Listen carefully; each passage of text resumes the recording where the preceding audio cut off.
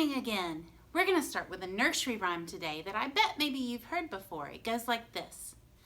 Peas porridge hot, peas porridge cold, peas porridge in the pot, 9 days old.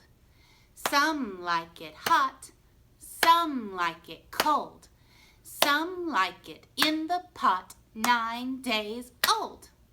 Do you know that nursery rhyme? Did you hear a lot of this sound? P, p, peas, porridge, pot. There's a lot of that sound. That's the sound of the letter P. P, p, p.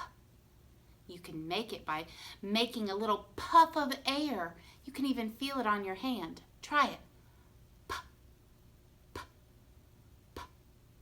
Our story today is about somebody who has something with a lot of p things. It's Lily's purple plastic purse. Lily's going to school with her new treasure, her purple plastic purse.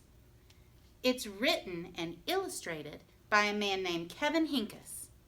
Let's read it together. Lily's purple plastic purse by Kevin Hinckus. Lily loved school. She loved the pointy pencils. She loved the squeaky chalk. And she loved the way her boots went clickety-click down the long, shiny hallways. Lily loved the privacy of her very own desk.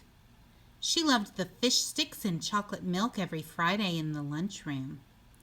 And most of all, she loved her teacher, Mr. Slinger. Mr. Slinger was as sharp as a tack. He wore artistic shirts, he wore glasses on a chain around his neck, and he wore a different colored tie for each day of the week. "Wow," said Lily. That was just about all she could say. Wow. Instead of greetings, students, or good morning, pupils, Mr. Slinger winked and said, howdy. He thought that desks in rows were old-fashioned and boring. Do you think you rodents can handle a semicircle? And he always provided the most tasty snacks, things that were curly and crunchy and cheesy. I want to be a teacher when I grow up, said Lily. Me too, said her friends, Chester and Wilson and Victor. At home, Lily pretended to be Mr. Slinger. I am the teacher, she told her baby brother Julius. Listen up. Lily even wanted her own set of deluxe picture encyclopedias. What's with Lily? Asked her mother. I thought she wanted to be a surgeon or an ambulance driver or a diva, said her father. It must be because of her new teacher, Mr. Slinger, said her mother. Wow, said her father. That was just about all he could say. Wow. Whenever the students had free time, they were permitted to go to the light bulb lab in the back of the classroom. They expressed their ideas creatively through drawing and writing. Lily went often. She had a lot of ideas. She drew pictures of Mr. Slinger, and she wrote stories about him too. During sharing time, Lily showed her creations to the entire class. Wow, said Mr. Slinger. That was just about all he could say. Wow. When Mr. Slinger had bus duty, Lily stood in line even though she didn't ride the bus. Lily raised her hand more than anyone else in class, even when she didn't know the answer. And she volunteered to stay after school to clap erasers. I want to be a teacher when I grow up, said Lily. Excellent choice, said Mr. Slinger. One Monday morning, Lily came to school especially happy. She had gone shopping with her Grammy over the weekend. Lily had a new pair of movie star sunglasses, complete with glittery diamonds and a chain like Mr. Slinger's.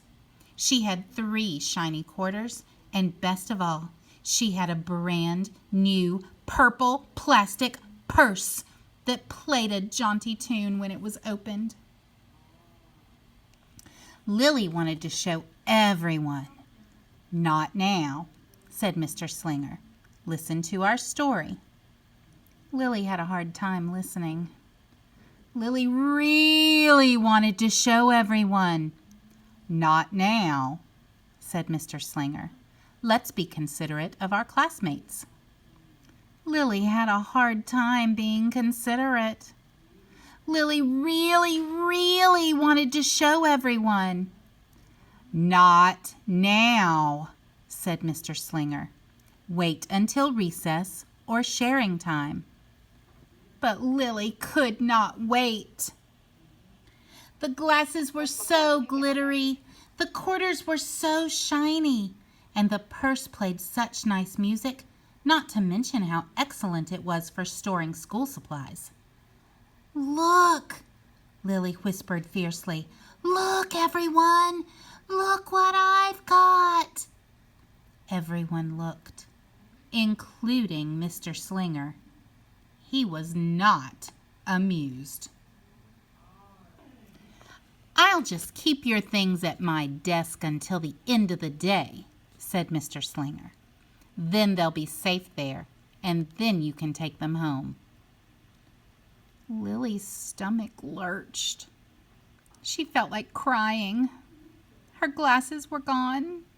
Her quarters were gone. Her purple plastic purse was gone. Lily longed for her purse all morning. She was even too sad to eat the snack Mr. Slinger served before recess. That afternoon, Lily went to the light bulb lab. She was still very sad. She thought and she thought and she thought. And then she became angry. She thought and she thought and she thought some more. Then she became furious. She thought and she thought and she thought a bit longer. And then she drew a picture of Mr. Slinger. Right before the last bell rang, Lily sneaked the drawing into Mr. Slinger's book bag. Look at the picture.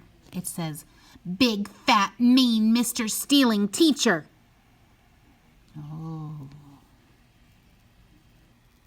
When all the students were buttoned and zipped and snapped and tied and ready to go home, Mr. Slinger strolled over to Lily and gave her her purple plastic purse back. "It's a beautiful purse," said Mr. Slinger. "Your quarters are nice and jingly, and those glasses are absolutely fabulous. You may bring them back to school as long as you don't disturb the rest of the class." "I do not want to be a teacher when I grow up," Lily said as she marched out of the classroom. On the way home, Lily opened her purse. Her glasses and quarters were inside, and so was a note from Mr. Slinger. It said, "Today was a difficult day. Tomorrow will be better." There was also a small bag of tasty snacks at the bottom of the purse. Lily's stomach lurched. She felt like crying. She felt simply awful. Lily ran all the way home and told her mother and father everything. Instead of watching her favorite cartoons, Lily decided to sit in the uncooperative chair. "I'll stay here 1,000,000 years for Mr. Slinger. Why does everything always happen to me?" That night, Lily drew a new picture of Mr. Slinger and wrote a story about him too. It said, "Lily was really sorry, so everyone forgave her, even her parents, even her stinky baby brother, even her especially incredible teacher.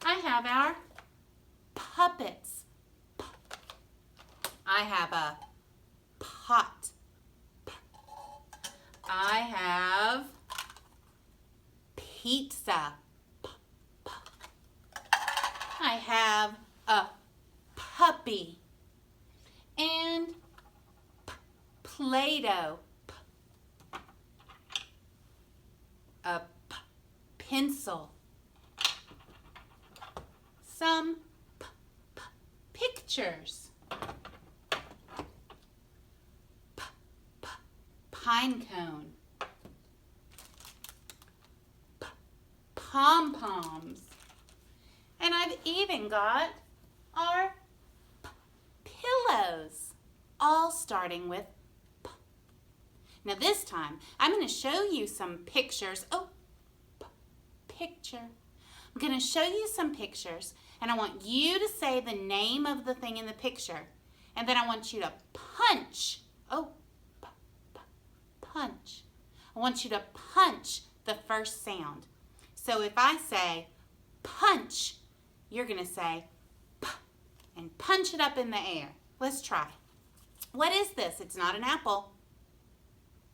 Peach. P. Say the word, punch the sound. Pot. P. Good. What's that? Pen. P. Pillow. P. Pig. P. Pencil. P. Pen. P. Pancakes. P. Pan. P. We might like to go play at the park. P. Wyatt, this one's for you. This is a police officer. P. Or write on your paper. P. Picture. P. Piano. P. Pear. P. Pizza. P. And at night you sleep in your pajamas. P. Good job. What letter makes that sound? P. Letter P. Letter P.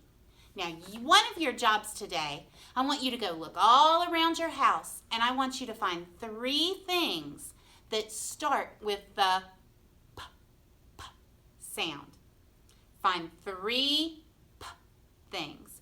Then pick your very favorite one and bring it to our Zoom morning meeting tomorrow, and you'll get to share that one. Okay, I'll see you later. P, P, P.